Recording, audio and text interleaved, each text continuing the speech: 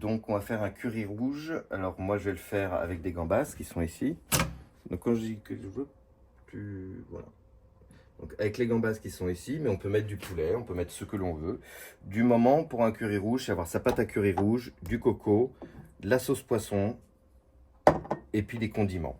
Le côté fraîcheur avec la cébette, la ciboulette, la citronnelle, la coriandre, le citron vert, un petit piment. Voilà, ça c'est pour le côté fraîcheur. On a aussi des petits champignons. Alors on peut prendre du shiitake, mais là, les champignons de Paris brun c'est très très bien. Des petites tomates, des petits haricots verts, peut-être une pomme de terre ou deux. Voilà, on va faire une sorte de bouillon qui va être sucré-salé et acidé. Voilà, une petite acidité avec le citron vert, la sauce poisson, la sucrosité avec 2 petites cuillères à sucre, 2 petites cuillères à soupe de sucre, et puis le lait de coco qui viendra adoucir le tout, et le piment. Voilà, on va commencer. Donc on prépare déjà tous ces produits, et puis après on fait l'assemblage. Et on fera un bouillon, une sorte de bisque avec les têtes et les carapaces de gambas. Donc on retirera l'intestin et puis on les ouvrira et on les préparera juste après. Voilà.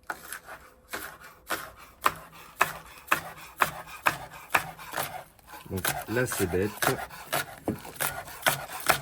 Voilà, ça c'est pour la partie blanche. On fera la partie verte à la fin. Voilà.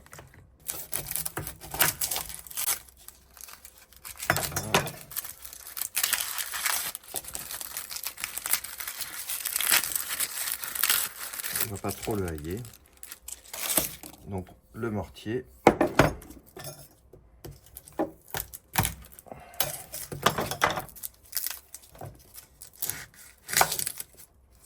On coupe la tête et le cucu. Et ce qui est important, c'est enlever voilà le cœur. Voilà.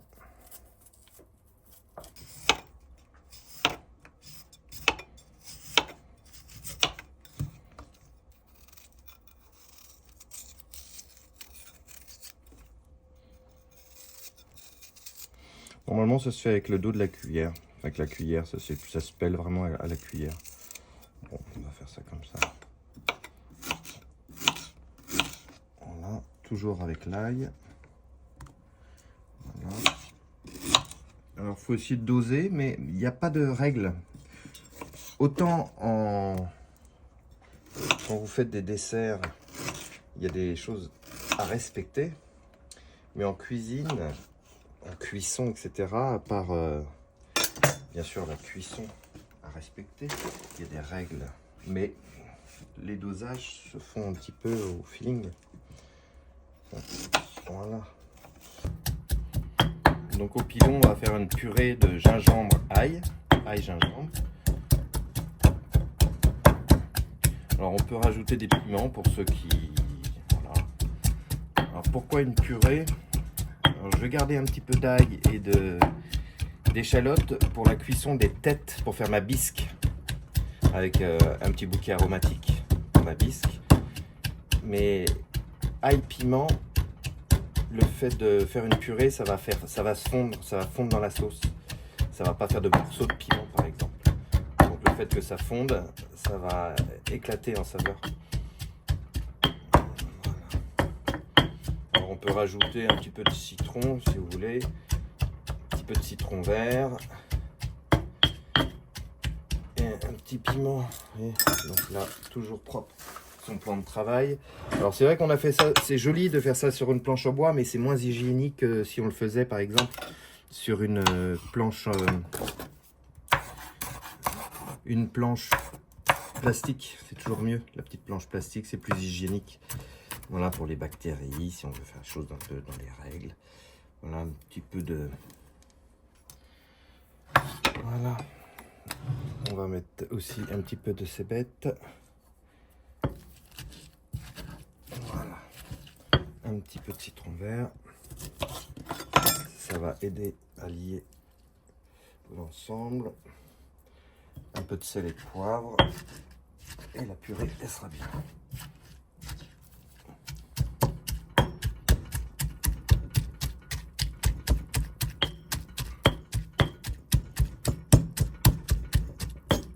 La citronnelle, il faudra la frapper. Donc vraiment la frapper. Donc on va casser. C'est costaud, hein, c'est récalcitrant la citronnelle. Voilà. Donc il va falloir la casser la fibre. Voilà. Et ensuite, quand elles sont souples, vous pouvez en faire un nœud. Voilà. Donc il faut vraiment casser la fibre. Très important de casser la fibre. Et laissez-la en un seul morceau. Parce qu'après ça s'enlève. Moi j'aime pas laisser la citronnelle à l'intérieur. Donc voilà, on casse la fibre. Et ça, ça sera dans le bouillon. Voilà. Cassez bien la fibre. Voilà. Et tout attaché, comme ça, à retirer, ce sera plus simple. Voilà, les deux, ça sera pour tout à l'heure. Alors, on épluche. Alors, vous pouvez prendre différents types de champignons. Encore une fois, une recette, ça se fait avec ce qu'on a sous la main. Ça peut être, donc toujours en 4, il faut avoir des morceaux. C'est très intéressant d'avoir des petits morceaux comme ça. Donc, ça peut être des shiitake, ça peut être des pleurotes, ça peut être des trompettes de la mort, ça peut être ce que vous voulez. Avec le champignon de Paris, ce qui est intéressant, le brun, blanc, peu importe, le brun c'est bien, ils sont un peu plus délicats, c'est que le champignon se tient à la cuisson. Voilà, donc on a vraiment à manger. Et puis je trouve ça joli. C'est moins gluant que certains champignons. Voilà, donc ça vous faites ça bien sûr, tous vos champignons, ça sert à rien de vous faire tous les champignons, mais bon voilà, vous avez compris le principe. Et en 4. Voilà. Donc on a préparé ces gambas, on les a épluchées, on a taillé sur le dos une petite fente pour qu'elle puisse s'éclater à la cuisson. On a mis, comme vous pouvez voir, les têtes dans une casserole. On va faire un fond, voilà, comme un bouillon. On va faire un...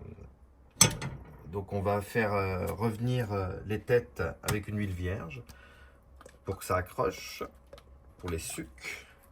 C'est là tout le goût de la crevette. On va écraser un petit peu. On va mettre de l'ail, un peu de gingembre, des épices. On va faire un petit bouquet garni. Et ça, c'est ce qui va faire notre fond, notre base de bouillon. Ok, allez, c'est parti. On va ici. Non, je veux pas celle-là. Je veux celle-là. J'aime bien celle-là. Elle accroche mieux.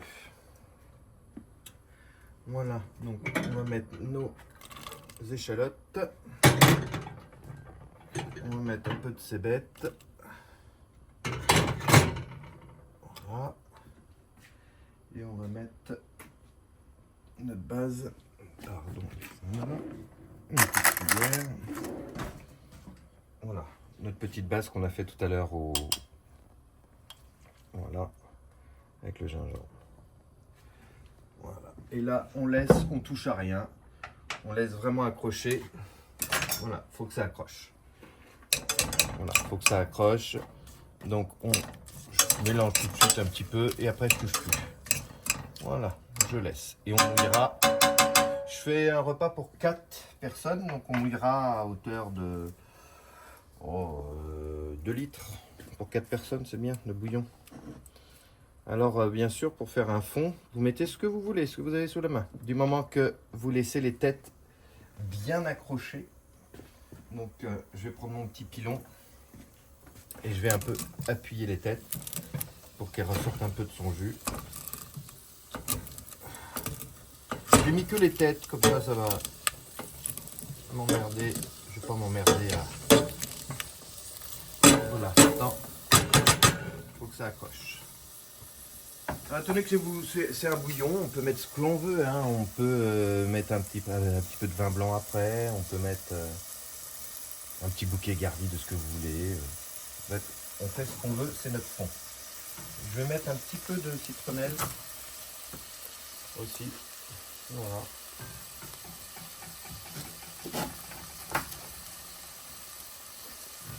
Je vais la casser un peu avec le pilon. Voilà. Pour pour qu'elle puisse s'ouvrir et dégager toutes ses saveurs. Que le petit morceau, toujours mieux de casser sa citronnelle. Il faut bien que ça accroche. Alors, ce qui est bien, c'est une spatule, toujours une spatule en bois ou plastique. C'est toujours mieux. Bon, moi, j'ai que du bois. Vous voyez, ça commence à accrocher. Vous voyez. Et en fait, ce que vous voyez là, le marron, bah, j'ai rien à vous apprendre maintenant. De toute façon, il y a des tutos cuisine partout. Mais cette base est importante. Voilà, ça accroche bien. Je peux mettre ici un petit morceau de beurre. Hein. Voilà. On appuie bien les têtes. On les fait tuer. On laisse bien accrocher. Voilà. Tout à l'heure, je vous ai dit, on ne touche pas. Eh oui. Normalement, on ne doit pas toucher. Voilà. Alors normalement, il y a les feuilles de kéfir qui sont bien. Je n'ai pas. Un petit peu d'huile pour wok thai parce qu'il y a du basilic thai dedans.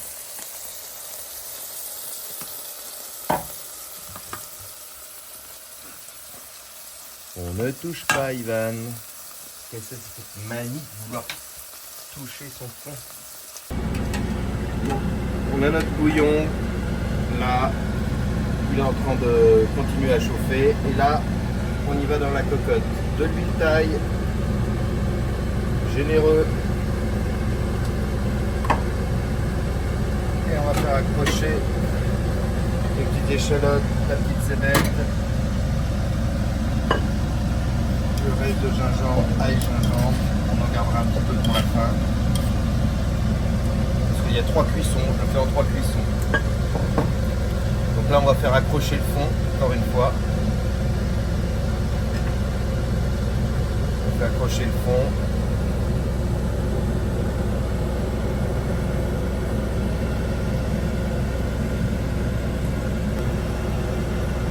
Hop, bien centré. Petit morceau de beurre pour la gourmandise. Hop. Donc là, on a notre bouillon qui va réduire. Ici, on a notre cocotte parce que je fais ça en plusieurs cuissons. Là, je vais accrocher mes condiments. Après, on verse le bouillon à l'intérieur et on step by step, les condiments, les crevettes, la sauce Vietnam, le piment. On y va par succession de cuissons. Et puis après, on laisse tranquillement à feu doux prendre. C'est important de laisser après reposer.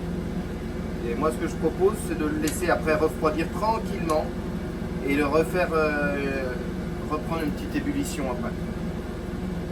Donc, là, j'attends que ça monte à ébullition, le bouillon. Voilà. Donc là, on a commencé l'assemblage. J'ai fait revenir mes crevettes, enfin mes gambas dans le fond avec l'ail et le gingembre. J'ai mis mon bouillon par-dessus avec la citronnelle, les champignons. J'ai mis ma sauce poisson, ma petite sauce Vietnam. On va commencer avec la pâte à curry. Pâte à curry.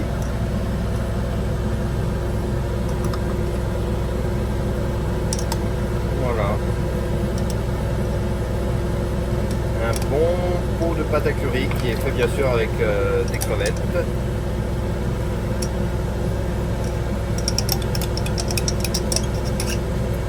Voilà. Alors comme tout bon bouillon, il faut que ça bouille. Le lait de coco à la fin. Lait de coco à la fin. Donc j'ai mis aussi de la coriandre, du basilic thaï,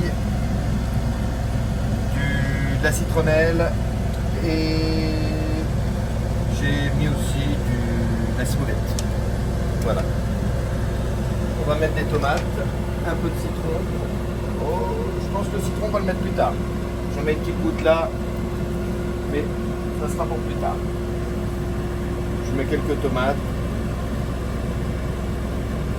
Je les ouvre pas parce que, allez, si j'en ouvre une ou deux, pour que ça rende un peu de jus, mais pas trop. Voilà. Bon. Allez, on fait moitié-moitié. moitié entière. J'ai mis aussi quelques haricots verts coupés en petits morceaux comme vous pouvez voir là. Voilà, c'est pour le côté vert. Donc champignons et haricots verts. En fait on met ce qu'on a envie. Hein. Ça je garde un petit peu de cébette, coriandre pour la fin, pour le dressage. Et là bah, on va laisser tranquillement. Hein. On va laisser tranquillement, je sais pas, une bonne demi-heure, un quart d'heure, une bonne demi-heure. Voilà. Du sel, du poivre. Et un exauceur de goût, du sucre. 1, 2, très bien.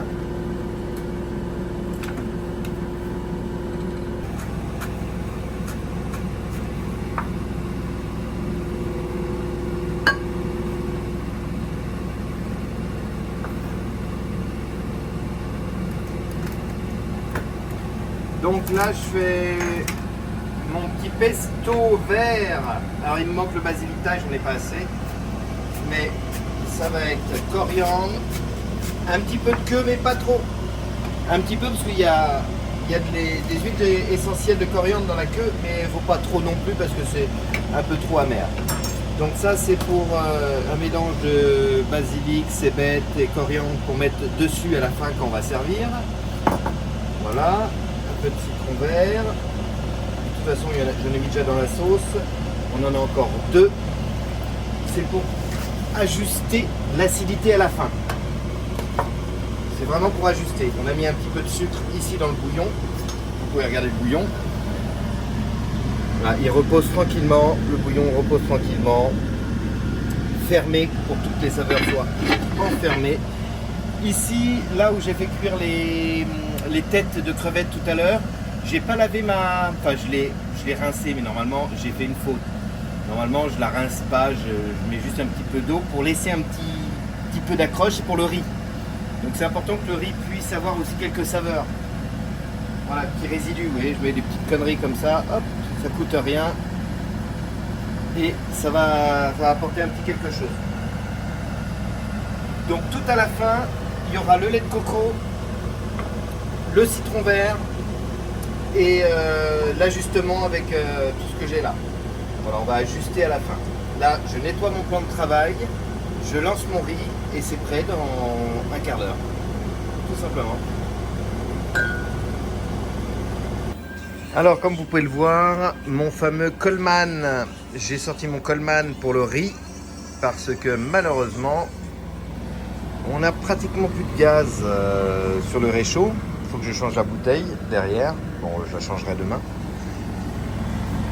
Le bouillon frémit tout doucement, donc ça c'est pas mal, c'est une bonne nouvelle. Donc je vais le laisser tranquillement sur le feu, mais voilà, on est sur la fin du gaz.